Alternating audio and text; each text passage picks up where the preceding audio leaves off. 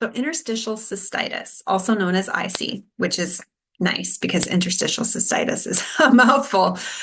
What is it? Well, it's a painful bladder syndrome.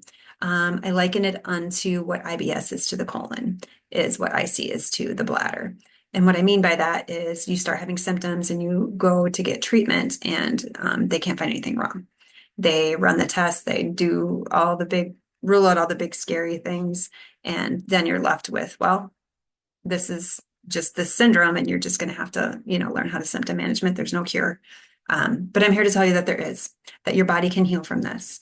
I was in that situation. I didn't actually even get the diagnosis of IC until I started working with a functional medicine practitioner.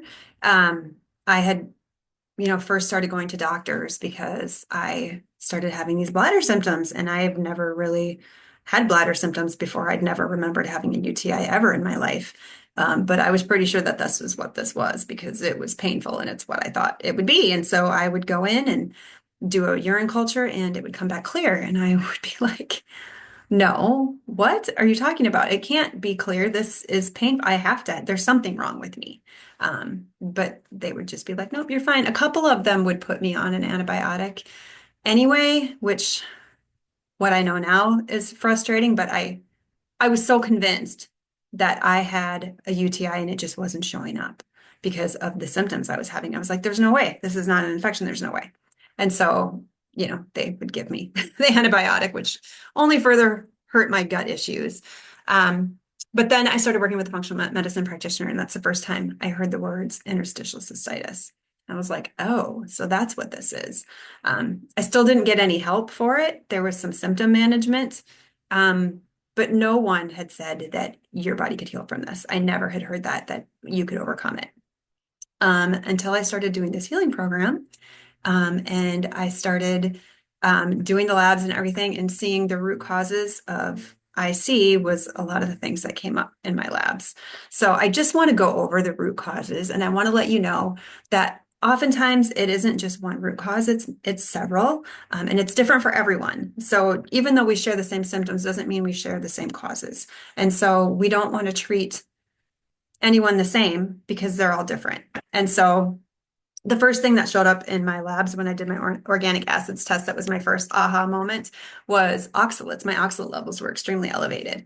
Well, what are oxalates? Oxalates are sharp little crystals found in a lot of plant matter, like rhubarb and dark chocolate and nuts and seeds. And it's in a lot of plants, but really, really, really high levels in like the rhubarb and the dark chocolate and carob and things like that. And so if you have IC, or if you're having painful bladder symptoms, then you want to be careful not to be getting too many oxalates. So, but it's really, really important that you don't just stop the oxalates cold turkey, because then your body's going to do something called an oxalate dump, and it's just going to dump them. And that will be excruciating if you have IC. So please, please, please, just gradually decrease. Do not just drop them. It's also important to have like raw milk with it, because that will help bind to the oxalates, or a calcium supplement will bind to those oxalates, and that will make them easier for you to process, especially if your body doesn't have the tools to break the oxalates down. The second most common is ammonia. So a lot of us with IC have the MTHFR gene variation called 1298C, which makes you prone to higher levels of ammonia. And so that can lead to that. And I had that, and a lot of people do that have IC. Hormonal imbalance is another thing. And that's something where if you notice that your symptoms are worse certain times of the month, it could very well be hormonal imbalance, but you definitely want to run the labs to see what your hormones are doing with that. That was definitely a part of my puzzle as well. Embedded infections. I feel like a lot of people are pursuing this one hardcore, but I do want you to know that infections aren't going to clear unless you've spent the time to rebuild your body and give it the things that it needs by running these labs and seeing, what nutrients you're lacking, what needs to be balanced. We need to support our bodies the best way that we can so that they can do what they're made to do, which is clear infections and heal itself. Gut issues can also contribute. There's a huge link from IC to SIBO, which, yep, I did notice when I would have my SIBO flares that my bladder pain was much worse. So there's definitely a connection there. And then histamine can also be a cause. And histamine is a little trickier. It likes to be out of control until everything else in the body is balanced. So histamine is often one of the last things to clear up in the healing program. So you just have to have a lot of patience.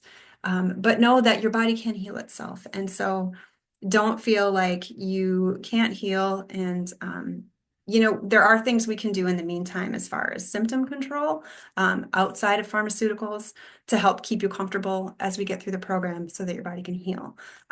If you're looking for someone to work with, or you just even have questions, feel free to comment and I can answer your questions. Or if you want to go to my website at www.breakthroughintegrativehealing.com, there's a section on there you can just send me messages, or I do like free consults for people too. So if you want to book a call, I would be happy to talk to you.